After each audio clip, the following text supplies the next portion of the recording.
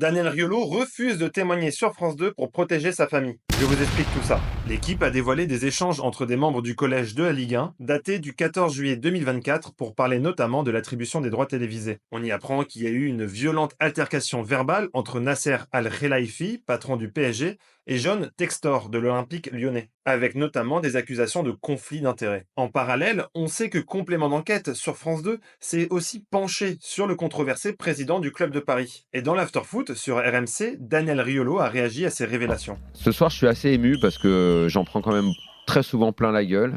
Parce qu'on m'a dit de me calmer sur Nasser, parce que des gens sont venus me voir pour me dire il faut arrêter, il faut ceci, il faut cela. Je suis très très heureux vraiment que Que l'équipe la ait vérité publié, éclate.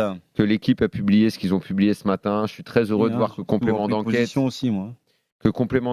qui m'a contacté pour témoigner chez eux. Daniel Riolo a expliqué qu'il a refusé de répondre aux questions de France 2 pour protéger ses proches. Et je vais leur dire, parce que j'ai pas osé le dire directement au journaliste qui m'a contacté, je l'ai pas fait parce que j'étais pas à l'aise et parce qu'on m'avait dit d'arrêter de parler, et parce que certaines personnes m'ont dit que c'était pas le moment et qu'au bout d'un moment, bah, quand on me dit ce sont des gens dangereux, il y a ta famille, machin, tout ça, je l'ai pas fait.